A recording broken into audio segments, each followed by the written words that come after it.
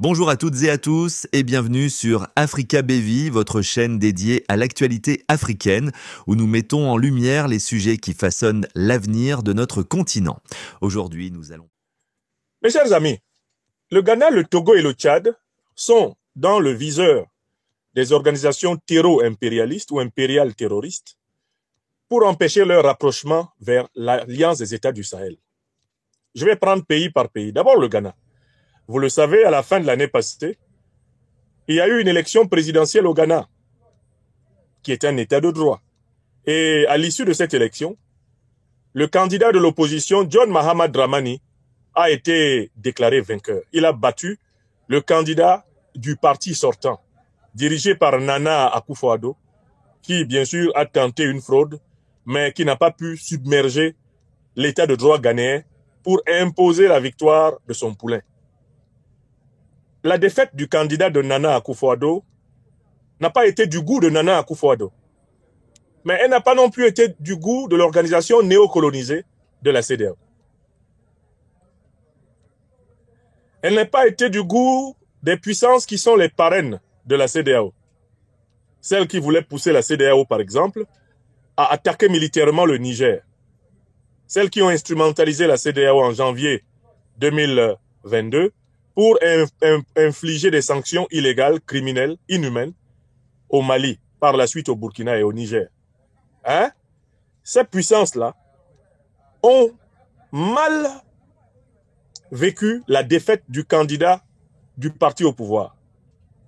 Parce que Nana Akufo-Addo, tout au long de ses 2 mandats, s'est comporté comme un parfait valet du néocolonialisme français et de l'impérialisme occidental. La défaite donc du candidat du parti de Nana Akufo-Addo est un véritable coup de tonnerre, car tous les calculs de la CEDEAO, les calculs de l'OTAN ont été déjoués. Mais ce n'est pas tout. Le Ghana, il faut le savoir, est un pays qui est entré dans une coopération militaire très avancée avec l'OTAN, au point que c'est l'armée américaine qui s'occupe d'entraîner l'armée ghanéenne à la lutte antiterroriste, lequel entraînement a lieu dans la partie nord du Ghana, celle qui est frontalière du Burkina Faso. C'est dans cette partie-là que l'armée américaine, sous le couvert de l'OTAN, procède aux entraînements et à la formation de l'armée ghanéenne dans la lutte antiterroriste. Or, tout le monde sait très bien que l'invasion terroriste qui a frappé tout le Sahel et toute l'Afrique a été organisée par l'OTAN, puisque c'est l'OTAN qui a détruit pendant 6 mois, en 2011, devant le monde entier, la Libye, assassiné Kadhafi, en association avec Al-Qaïda et l'État islamique. L'alliance politico-militaire de l'OTAN, qui a détruit la Libye, qui a permis l'invasion du Sahel par les groupes terroristes, est la même qui, au Ghana, prétend entraîner l'armée ghanéenne à combattre les terroristes qu'elle a pourtant armés en Libye et dont elle a organisé l'invasion dans tout le Sahel jusqu'au golfe du Guinée. Le changement de présidence à la tête du Ghana augure le risque que le nouveau président ghanéen, qui est issu de la tradition de Jerry John Rawlings et qui est présenté aussi comme un héritier du panafricanisme ghanéen, John Mahama Dramani, le risque est grand que John Mahama Dramani, une fois installé la semaine prochaine dans son fauteuil de président du Ghana, demande à l'armée de l'OTAN de quitter le sol ghanéen. Il faut que vous le sachiez. Demande à l'armée américaine de plier bagage. Il faut que vous le sachiez. Voilà la situation au Ghana et j'ajoute un dernier point. Pour préparer son investiture, le nouveau président ghanéen John Mahama Dramani a dépêché une délégation spéciale chez le président de la Confédération des États du Sahel. Son Excellence, le général d'armée Assimi Goïta, président de la transition, chef de l'État du Mali.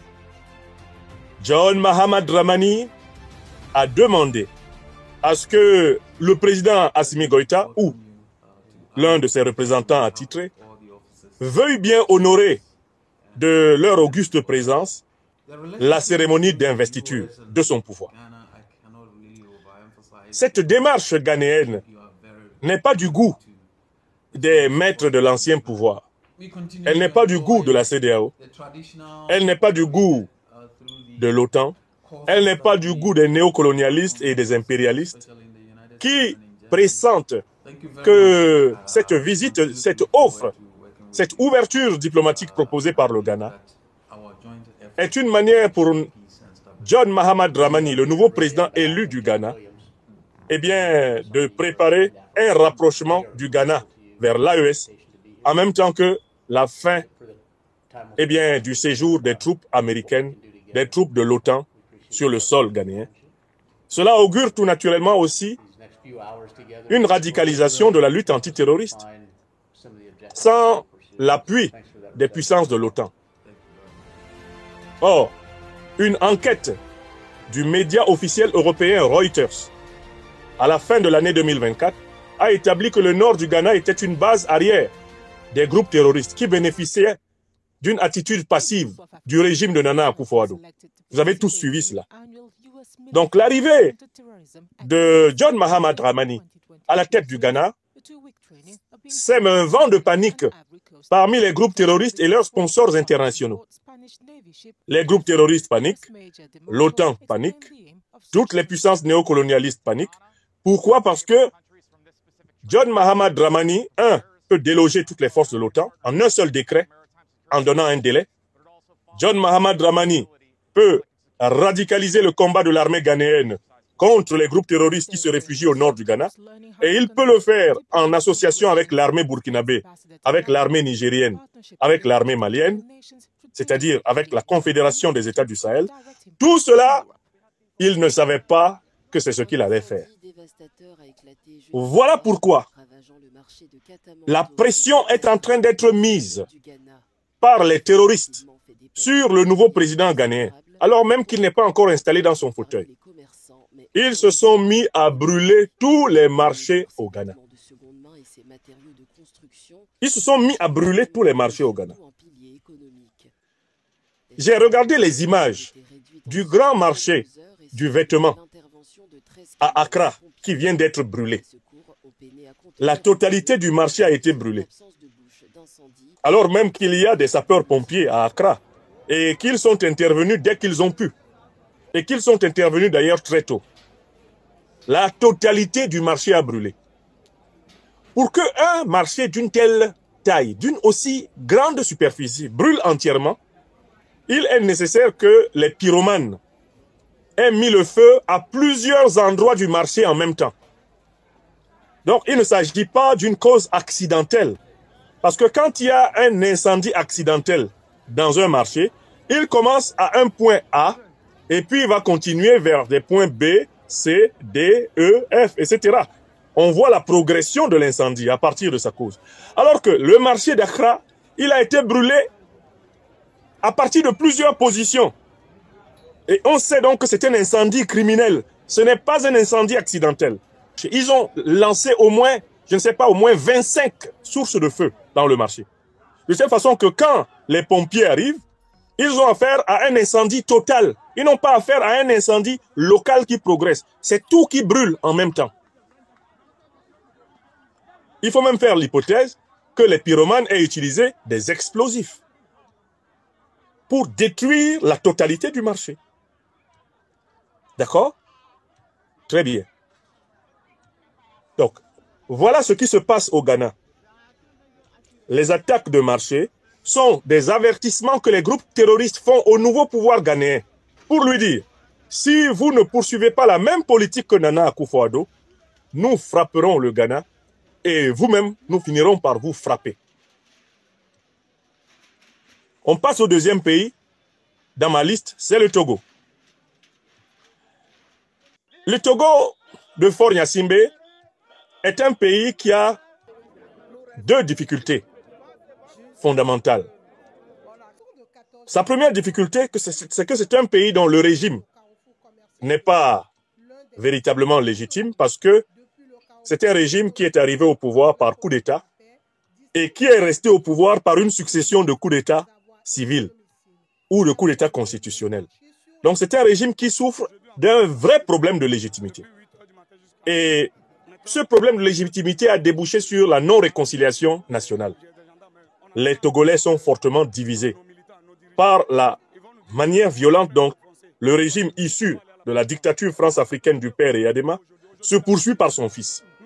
Ce n'est pas une république démocratique, il s'agit d'une monarchie présidentielle. C'est ce que c'est le Togo. Quand vous êtes de bonne foi et quand vous connaissez l'histoire de ce pays, vous savez que ce pays n'est pas encore un état de droit.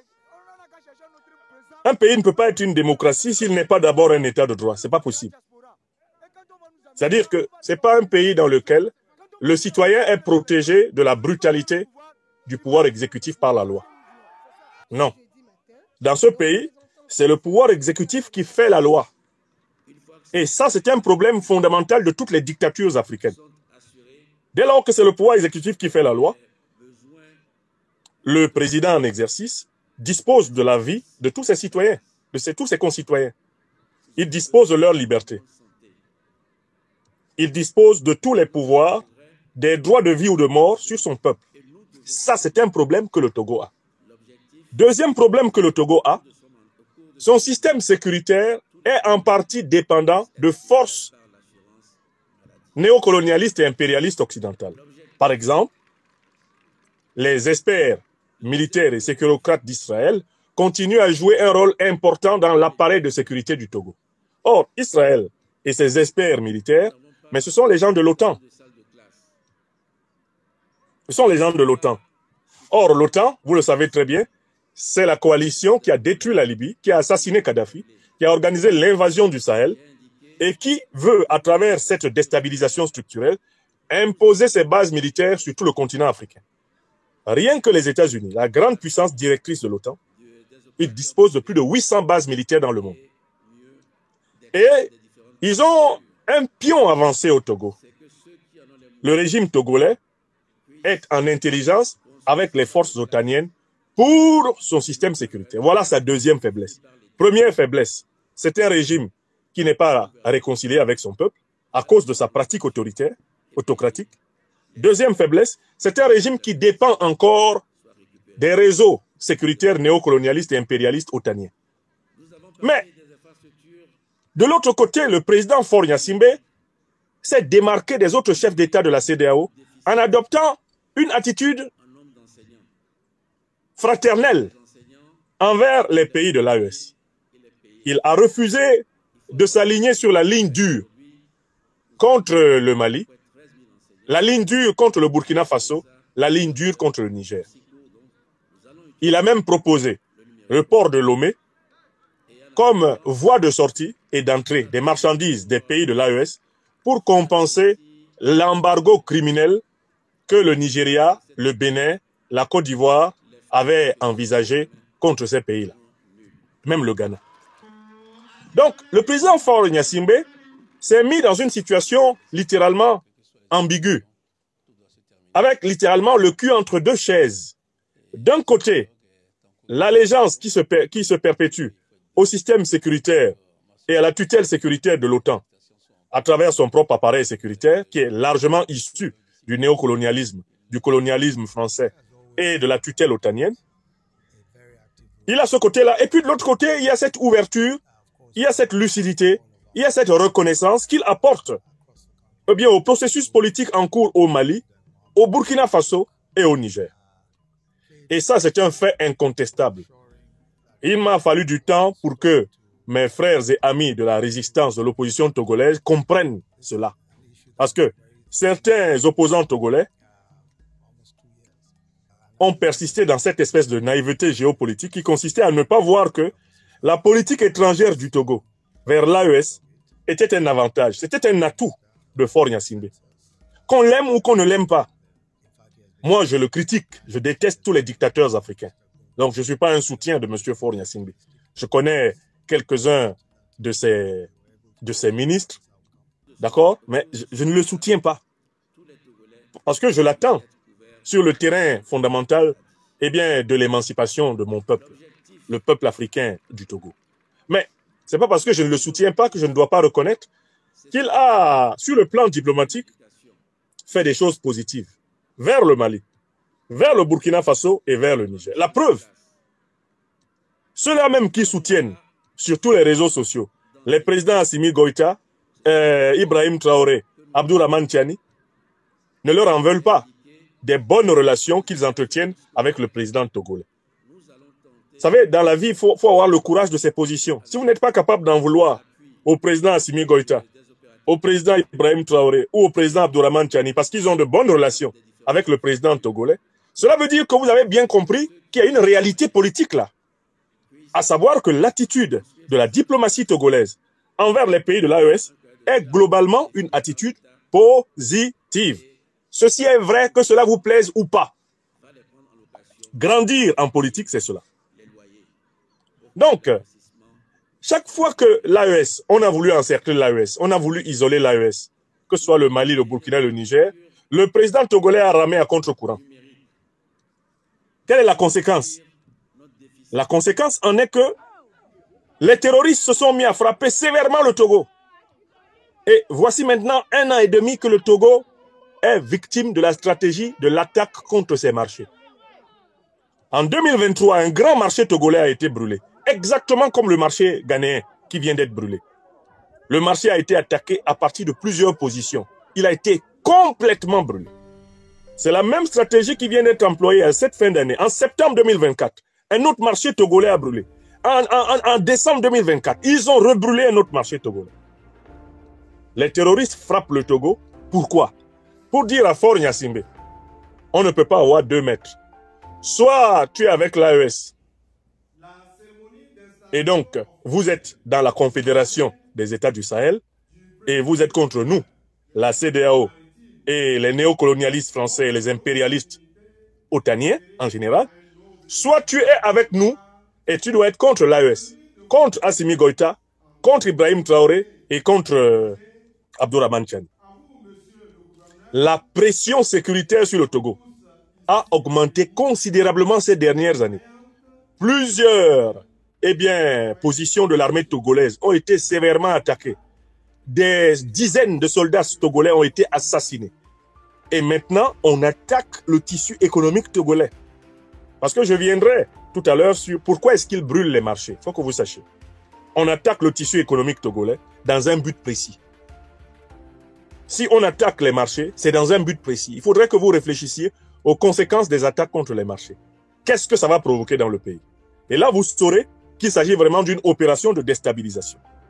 Je passe au 3e pays. Le 3e pays à prendre en considération, c'est le Tchad. Le Tchad, d'abord, est un pays qui, depuis les années 60, a rarement connu une période de stabilité. Il a été conçu que le Tchad ne soit jamais stable, parce que c'est un pays immense et au sous-sol riche, notamment en hydrocarbures. Le maître colonial et néocolonial français n'a jamais voulu d'un Tchad stable, parce qu'un Tchad stable signifiait que les ressources naturelles énormes du Tchad risquent d'être entièrement contrôlées par le peuple tchadien et ne soient pas à la merci du capitalisme d'État français et bien sûr de l'impérialisme occidental. Vous connaissez le modèle. Il ne faut pas laisser les pays africains bénéficier d'une stabilité durable, parce que s'ils ont une stabilité durable, ils vont imposer un prix élevé de leurs matières premières. Mieux, ils vont s'industrialiser. S'ils s'industrialisent, cela signifie que les pays du Nord ne seront pas sur le marché économique international et géopolitique international, eh bien, les tutelles. Ils ne seront pas les tenants de la plume à l'ONU. Ils cesseront d'être des puissances possédant un précaré, une zone d'influence ou un dispositif socle. Donc, il a été conçu, dès la pseudo-indépendance du Tchad dans les années 60, que le Tchad ne soit jamais en paix. Voilà pourquoi les puissances colonialistes ont constamment armé des factions tchadiennes opposées pour que les Tchadiens s'entretuent. J'ai un très bon livre ici d'Anne-Sophie Poiré, intitulé « Mon pays vend des armes », dans lequel elle explique comment, en très peu d'années, notamment sous le magistère de M. Jean-Yves Le Drian comme ministre des Affaires étrangères de la France, comme ministre de la Défense de la France est passée de 1 à 5 en termes de chiffre d'affaires en matière de vente d'armes. Elle est passée de 4 milliards à 20 milliards de chiffre d'affaires, de bénéfices même, en matière de vente d'armes, sous Le Drian, ministre de la Défense. Alors, dans ce livre-là, Anne Poiré revient sur l'épisode de la guerre entre le Tchad et la Libye. Et elle révèle que des experts militaires français travaillaient aux côtés de l'armée libyenne pour combattre l'armée tchadienne. Et d'autres experts militaires français travaillaient aux côtés de l'armée tchadienne pour combattre l'armée libyenne. Bref, la guerre tchado-libyenne était l'occasion pour les grands vendeurs d'armes de France de tester leurs armes avec la chair des Libyens d'un côté et des Tchadiens de l'autre. Ça se passait comme ça. Il y avait des experts militaires officiels français des deux côtés. Tchadiens et Libyens s'entretuaient. On avait Kadhafi d'un côté, Hissène Habré de ce côté. On avait Goukouni Wedei soutenu par Kadhafi d'un côté. On avait Hissène Habré d'un côté.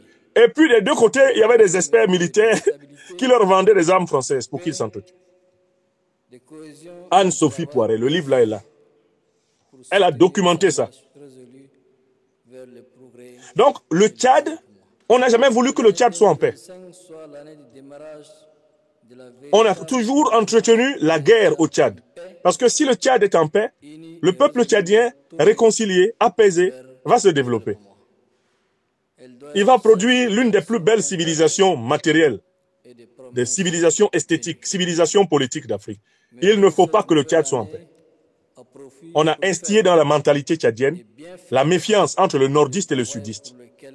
Comme dans tous nos pays issus des colonisations, on a créé dans la mentalité des gens le fait que leurs compatriotes, dont les villages sont à 600 km, 500 km de leur village, ne sont pas leurs frères. On a mis dans la tête de la Tchadienne et du Tchadien que celui qui n'est pas de son ethnie n'est pas son frère. Et que la politique n'est rassurante que quand celui qui exerce le pouvoir est de son ethnie. Ça a été fait exprès, en sachant qu'il y a beaucoup d'ethnies au Tchad. On savait que les Tchadiens ne s'entendraient jamais, une fois qu'on leur a inculqué cette idéologie. Mais c'est comme ça que mon pays natal, le Cameroun, est bloqué. C'est pour ça que le Cameroun est bloqué. C'est pour ça que la République démocratique du Congo que vous voyez là est bloquée. On a mis ça dans le crâne des gens. C'est pour ça que le Congo-Brazzaville est bloqué. On a mis ça dans le crâne des gens. Quand le président n'est pas de ton ethnie, c'est pas bon. Et les présidents successifs se sont amusés avec ça pour solidariser mécaniquement les ressortissants de leur groupe ethnique. Ils ont reproduit la stratégie, la tactique du colon, diviser pour mieux régner. Plus que la situation au Tchad. On a bloqué le Tchad de cette façon-là. On l'a destiné à être un pays instable. On a créé une guerre au nord. On a créé une rivalité entre les Goran et les Arawa, tout en les laissant côte à côte de temps en temps. On a opposé les sudistes aux nordistes. Et désormais, on est sûr qu'un sudiste face à un nordiste, il se comporte comme si c'était un Bantou face à un Norvégien. Voilà. Un nordiste, quand il voit un sudiste, au Tchad, il a l'impression que lui, le nordiste, là, il est en train de rencontrer un Chinois. Il aime même plus le Chinois que le sudiste. On a mis ça dans le crâne de mes frères. On a mis ça dans le crâne de mes sœurs. Et ils ont grandi comme ça. Au point que quand tu leur expliques à certaines Tchadiennes, à certains Tchadiens, le mal dont le continent souffre, les larmes coulent seulement. Parce qu'ils reconnaissent que cette haine est en eux. Et il y a eu du sang qui a coulé. Le sang qui a coulé au Tchad est indicible. C'est un sang énorme. Cette stratégie de diviser pour régner, qui a présidé à la création de l'État moderne du Tchad. Cette stratégie fait que dans ce pays, la politique et la mort sont intimement liées. Quand toi-même tu t'engages en politique au Tchad, ta famille même sait que ton espérance de vie est réduite.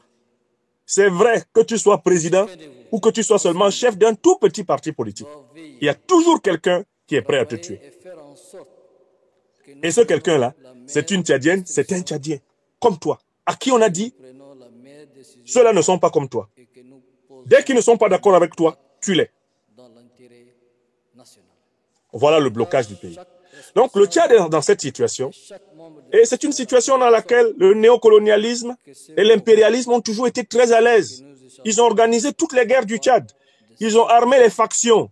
Chaque fois que le Tchad a voulu, que ce soit sous Félix Maloum, que ce soit sous Ngarta Tombalbaye, que ce soit sous Goukouni Wedei, que ce soit sous Hissène Habré, que ce soit sur Idriss Déby Itno, même que ce soit sous Mahamat, Idriss Déby Itno. Chaque fois que le Tchad a voulu faire quelque chose de tchadien, on a actionné tous les facteurs de division du pays pour que les Tchadiens s'entretuent. et ainsi que le Tchad reste sous la tutelle du néocolonialisme français et de l'impérialisme occidental. Et vous pouvez appliquer le schéma que je vous donne là à toutes les anciennes colonies. C'est la stratégie. Ne jamais les laisser en paix. Et vous comprenez pourquoi dans leur villa à Niamey de l'Union européenne, la devise était marquée. La paix, on peut l'éviter. La paix, on peut l'éviter. Ce qui fait que ça demande beaucoup de travail pour déraciner cette haine de soi, cette haine entre soi, qu'il y a entre l'Africaine et l'Africain, qui ont été lobotomisés par le colonialisme, par la dictature, par l'ignorance, par l'hypocrisie qui naissent dans ces conditions et se développent à foison. Voilà la situation du Tchad.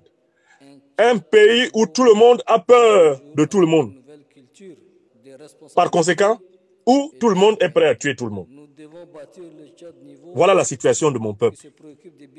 Que tu rencontres les plus hautes autorités ou que tu rencontres le plus humble des citoyens, la mort flotte dans l'air au Tchad.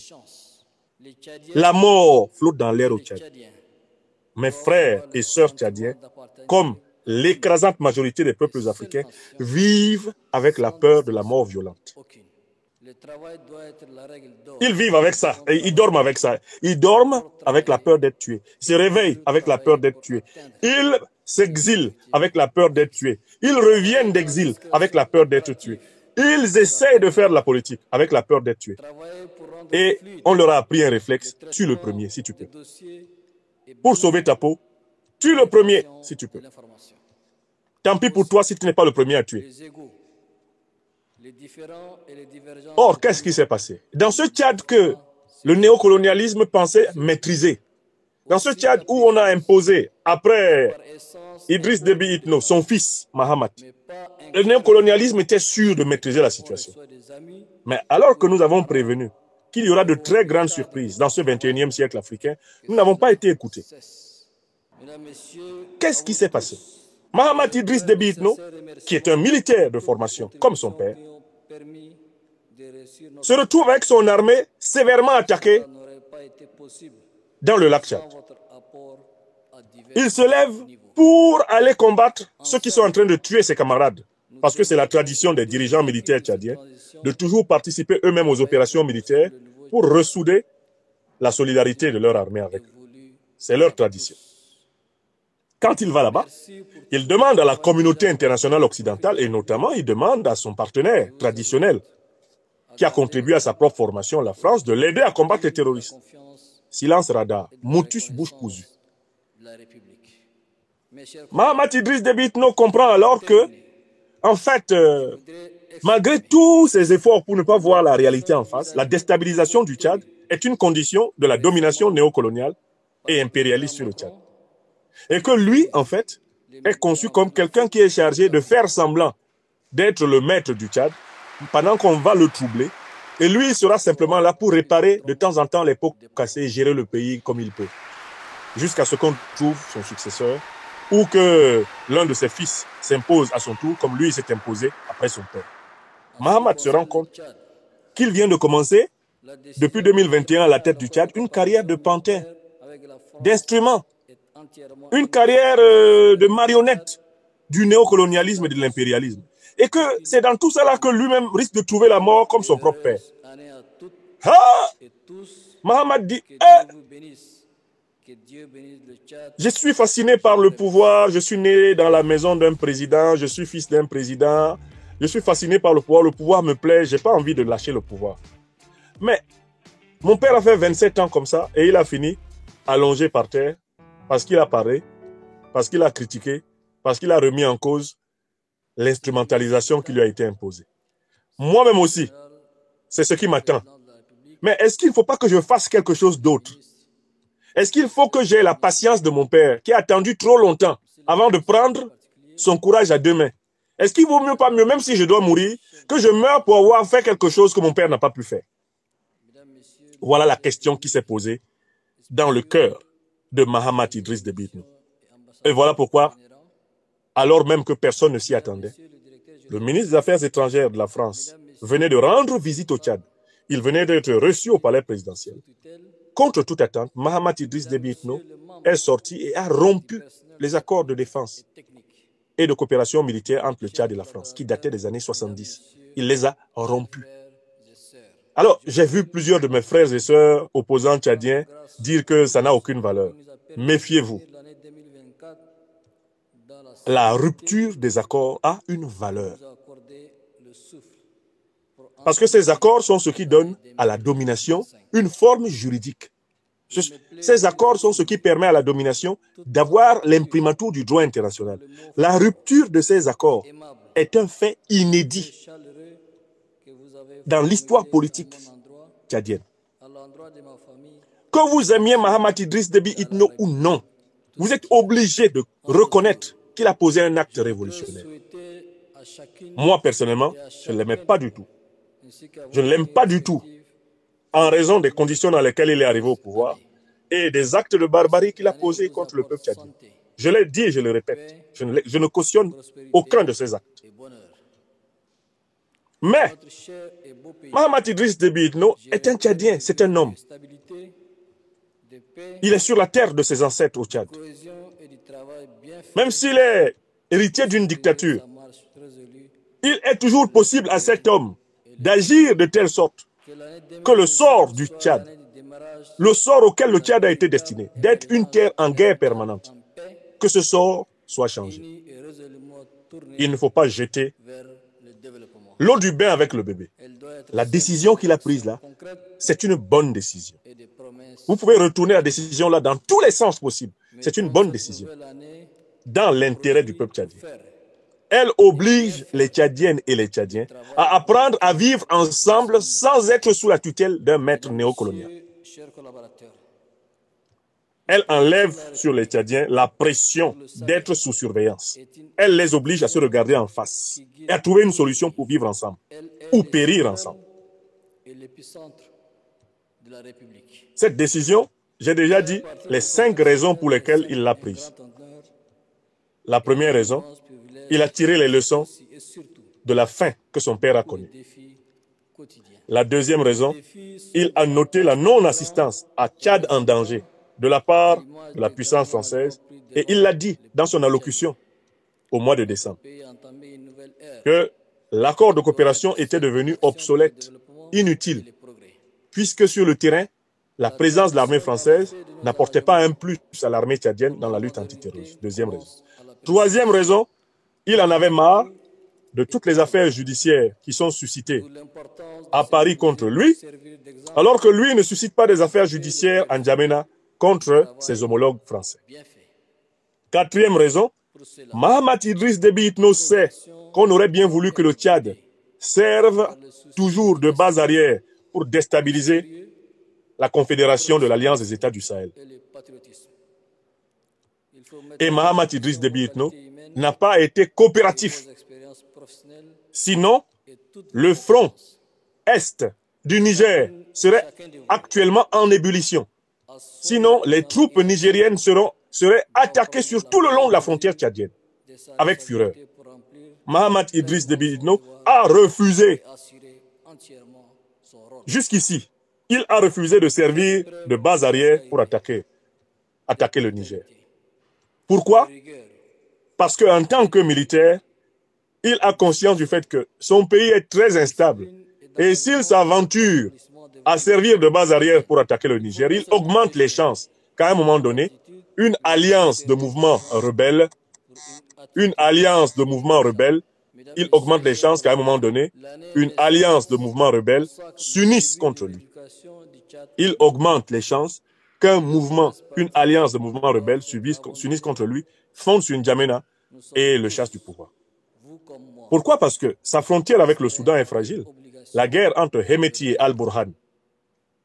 On observe d'ailleurs que Mahamat Idriss Déby Itno est en train de changer d'alliance. Au départ, il était très proche de Hemeti, mais maintenant, il est en train de se rapprocher de Burhan, c'est-à-dire de la légalité de l'État soudanais. Il ne veut pas ouvrir un front extrêmement vivant à sa frontière ouest avec le Niger, parce qu'il y a déjà le front à la frontière nord. Les mouvements de rébellion sont positionnés au sud de la Libye, prêts à fondre. Et en Centrafrique, la politique ambiguë de Touadéra fait que la frontière tchadio-centrafricaine n'est pas une garantie pour lui.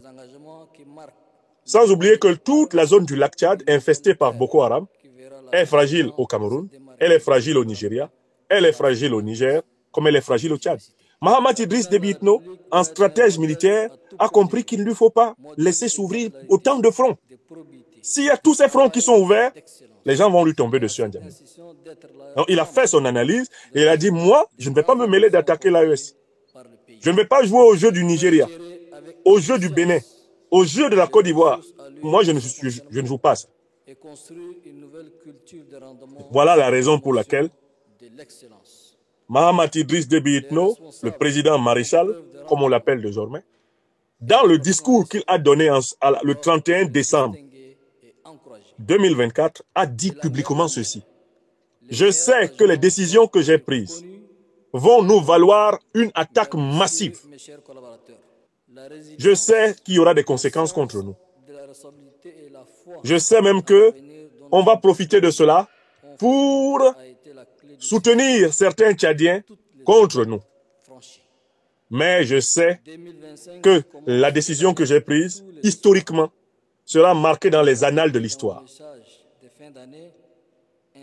Je sais aussi que j'ai le chantier extraordinairement important de la réconciliation du Tchad et du développement du Tchad à réaliser. Si j'échoue à développer le Tchad, si j'échoue à réconcilier les Tchadiens, je ne pourrai pas tirer tout le bénéfice d'avoir posé un pas de plus vers la souveraineté réelle et totale du Tchad. C'est le discours qu'il a tenu le 31 décembre 2024. Et je voudrais dire que les idées que l'on a retrouvées dans ce discours, votre serviteur vous les avait exposées ici, dans son analyse, non seulement la reconnaissance positive de l'acte du président Mahamat Idriss Déby Itno, mais en même temps dans la critique de sa situation. Je lui avais dit, Monsieur le Président, l'acte de souveraineté que vous avez posé vous inscrit dans la grande histoire africaine. Mais cette inscription, elle est écrite au crayon effaçable. Tant que vous n'avez pas à réconcilier les Tchadiennes et les Tchadiens, enlever dans le cœur de la Tchadienne et du Tchadien la peur de la mort à cause de la politique. Tant que vous n'avez pas permis à vos frères et sœurs qui vivent en exil de rentrer en paix dans leur pays et d'y bénéficier de la protection d'un véritable état de droit, votre acte-là risque d'être gommé. J'ai aussi dit, tant que le Tchadien et la Tchadienne, quelle que soit la région du Tchad dans laquelle ils vivent, ne voient pas leur niveau de vie s'améliorer de manière notable, Monsieur le Président, votre décision historique de libérer le Tchad de l'occupation des forces néocolonialistes occidentales, cette décision risque d'être amenuisée et balayée par la violence de l'histoire. Vous vous souvenez que j'ai dit ça? Moi, je fais ma critique politique en mondovision. Et vous êtes mes témoins. J'ai entendu les grincements de dents de mes frères et sœurs, un certain nombre de membres de l'opposition tchadienne. Oh, le professeur, il est en train de soutenir maintenant la dictature contre le peuple tchadien. J'ai fait mon doigt comme ça pour parler à mes frères et sœurs en question. C'est vous qui avez applaudi Masra quand il est allé à Kinshasa partager le pouvoir avec Mahamat Idriss Déby Itno. C'est vous là. C'est vous qui chialez maintenant plus que tout le monde. Quand Masra allait là-bas, j'avais dit que c'est une erreur de sa part. Parce que ça veut dire qu'il n'est plus l'incarnation de l'espoir du Tchad, d'avoir un état de droit. À partir du moment où il est allé partager le pouvoir avec Mahamat Idriss Déby Itno à Kinshasa, sous l'égide de Félix Tshisekedi et de la France-Afrique, il venait d'apporter à Mahamat Idriss Déby Itno la légalité et la légitimité qui lui manquaient. Les mêmes qui se plaignent maintenant que nous saluons la décision de souveraineté du président Mahamat Idriss Déby Itno étaient très contents quand Masra a été nommé Premier ministre. Mais Masra, il a été nommé Premier ministre avec le soutien de qui? C'est le peuple tchadien qui l'a nommé Premier ministre. C'est une élection qui lui a permis d'être Premier ministre. Ou c'est une négociation politico-politicienne avec Tshisekedi, avec Mahamat Idriss Déby Itno. Quand ils sont allés là-bas, ils se sont partagés le pouvoir. Il a accepté d'être le Premier ministre du président qu'il prétendait vouloir battre aux élections. Toi, tu as vu ça où? Depuis quand tu as vu un premier ministre nommé par un président le battre aux élections dans une république autocratique africaine? Tu as vu ça où? Donc, je rappelle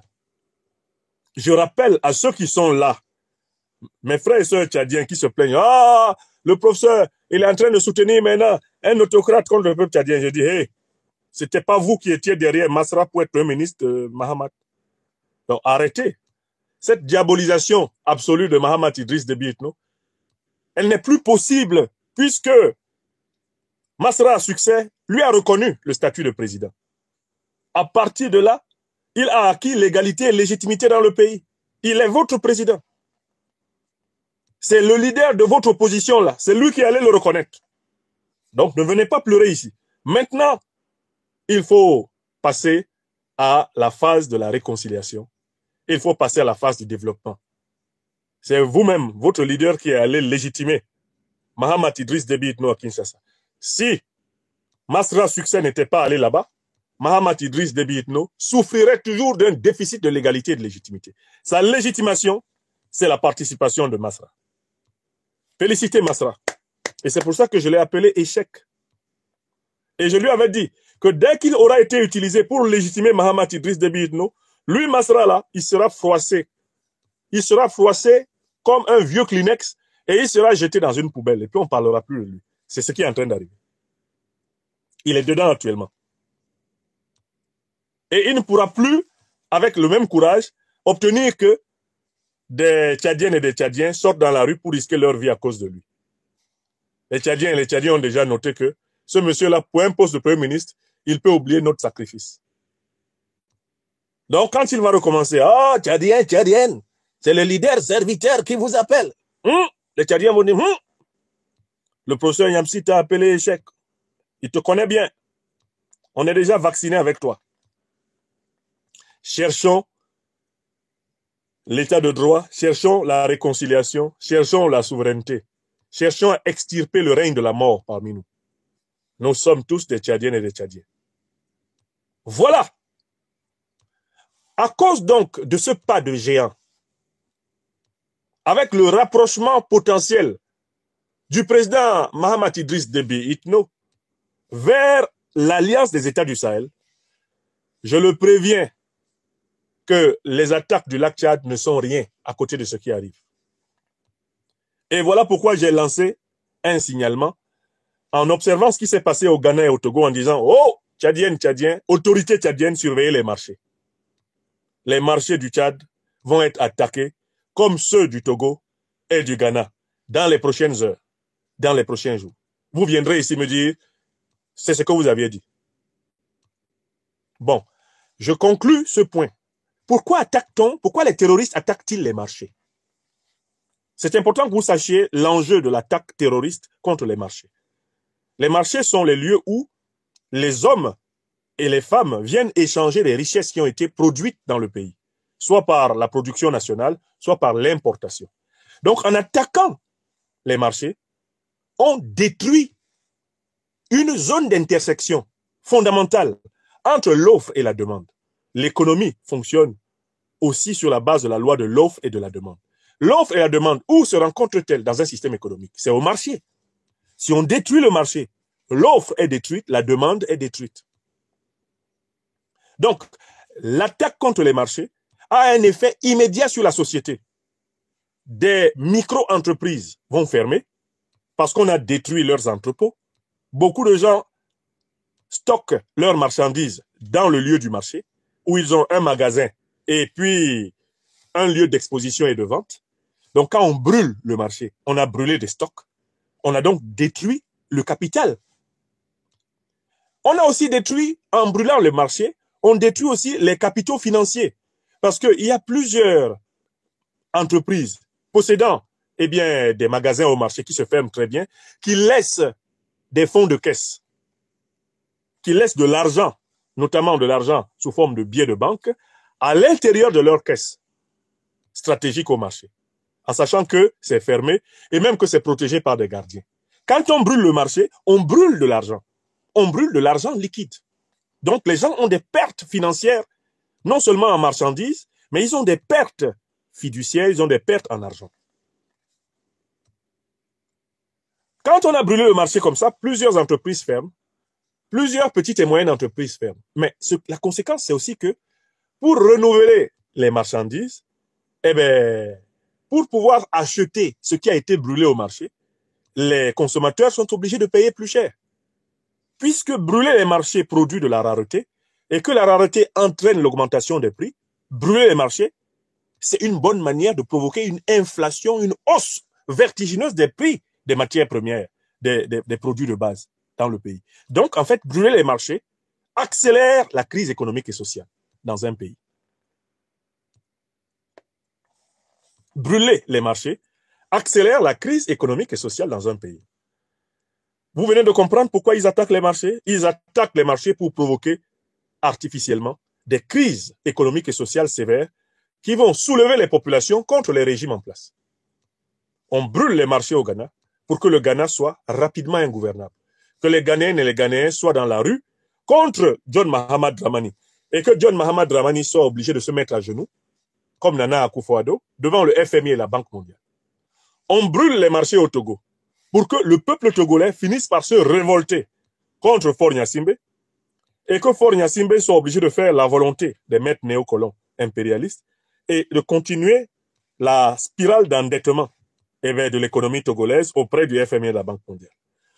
On va attaquer sévèrement le Tchad pour que le Tchad soit dépendant de la dette, pour que le Tchad soit obligé d'emprunter et en allant emprunter, que le Tchad accepte le dictat sécuritaire, le dictat géopolitique et géostratégique dont il veut sortir. L'attaque du marché est en réalité la déstructuration du tissu socio-économique et c'est potentiellement la déstabilisation politique d'un pays. Qui veut déstabiliser une société, une économie? Qui veut déstabiliser un système politique attaque les marchés. C'est tout. Je vous rappelle qu'en 2008-2009, l'un des principaux mouvements les plus puissants des sociétés d'Afrique était le mouvement des émeutes de la faim. Mais les émeutes de la faim, elles sont en rapport avec l'inflation dans les marchés. Quand on provoque l'inflation, c'est-à-dire ici la hausse vertigineuse des prix dans les marchés, on provoque la faim, F-A-I-M. On provoque la colère dans la population. On provoque des émeutes et on peut provoquer ainsi une révolution par des méthodes cyniques. Les incendiaires de marché sont donc des pompiers pyromanes. Ils appauvrissent les pays dans le but de se rendre indispensables au gouvernement de ces pays-là. Ce sont des pompiers pyromanes qui mettent actuellement le feu dans les marchés du Togo, dans les marchés du Ghana, et qui veulent mettre le feu dans les marchés du Tchad. Et tous les pays africains dont les dirigeants expriment des réticences et des démarcations envers la domination néocolonialiste et impérialiste vont être ciblés de cette façon. Les terroristes ont reçu mission d'attaquer les marchés. Les pays de l'Alliance des États du Sahel doivent redoubler de vigilance jour et nuit sur les marchés. Les marchés vont être ciblés. C'est une ligne, c'est un mot d'ordre des terreaux impérialistes. Attaquer l'Afrique par les marchés. Si on veut rapidement paralyser la société, si on veut rapidement révolter la société, qu'on attaque par les marchés. Puissent nos dirigeants au Mali, au Burkina Faso et au Niger tirer leçon de ce qui est en train d'arriver au Ghana et au Togo, de ce qui va arriver au Tchad, pour être prêts. Parce que de toutes les façons, pour le Mali, le Burkina et le Niger, ils vont faire ça pire. Ils vont faire ça pire. Il faut renforcer la sécurité des marchés, car ils vont s'attaquer au marché pour empêcher la dynamique de souveraineté qui est en cours. Voilà pourquoi j'ai tenu à vous parler de cela. Que les dirigeants du Ghana, du Togo et du Tchad ne s'y trompent pas. Il ne leur sera pas pardonné les démarcations envers l'ordre impérialiste hégémonique occidental. Cela ne leur sera pas pardonné. Ils peuvent continuer. Certains d'entre eux, quoi qu'ils sont très forts, ils peuvent flatter les impérialistes, les néocolonialistes en tenant un langage feutré. Ça ne passe pas. Les impérialistes, les néocolonialistes sont des puissances binaires. Tu es avec eux ou tu es contre eux. D'ailleurs, leurs dirigeants se reconnaissent à ceci qu'ils disent souvent, je n'ai pas d'amis. Plusieurs dirigeants des puissances néocolonialistes et impérialistes disent ça ouvertement. On n'a pas d'amis. Tu es avec nous ou tu es contre nous. Donc, attention aux dirigeants togolais, aux dirigeants tchadiens, aux dirigeants ghanéens. Attention à eux de croire qu'ils vont bénéficier d'une indulgence. Il n'y en aura pas. Ce qu'il leur est demandé, au final, c'est de choisir entre l'AES et la CEDEAO.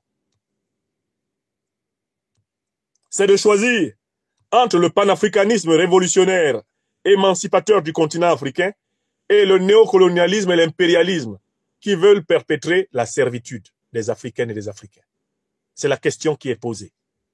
Et il faut y répondre clairement. Comme on dit chez moi à Douala, tu ne peux pas tontonner avec ça. On ne peut pas tontonner avec la question là. Tontonne, dans le français camerounais, ça veut dire tourner autour. On ne peut pas tontonner avec ça.